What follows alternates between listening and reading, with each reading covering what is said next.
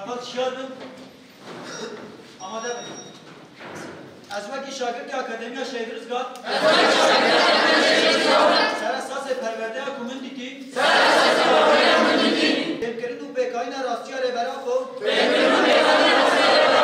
پارادیگما کلستر اساس آزادی آجن دموکراسی و اکولوژی افکته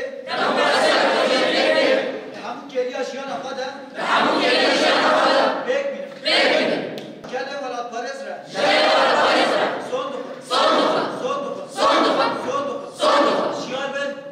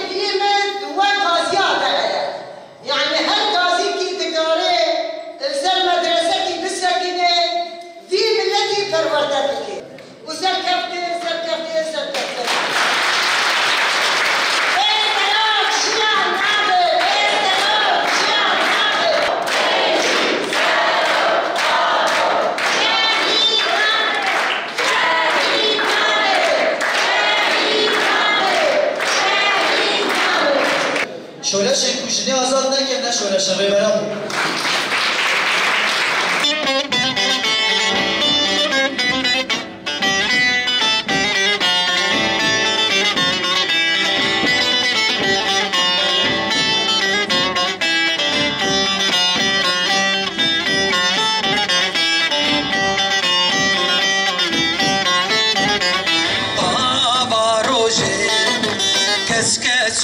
شان پیروز دستانا بی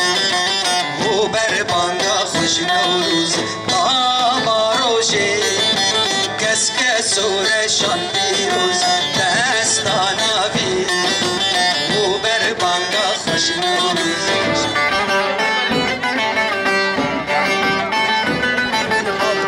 رمز القرآن رو درکد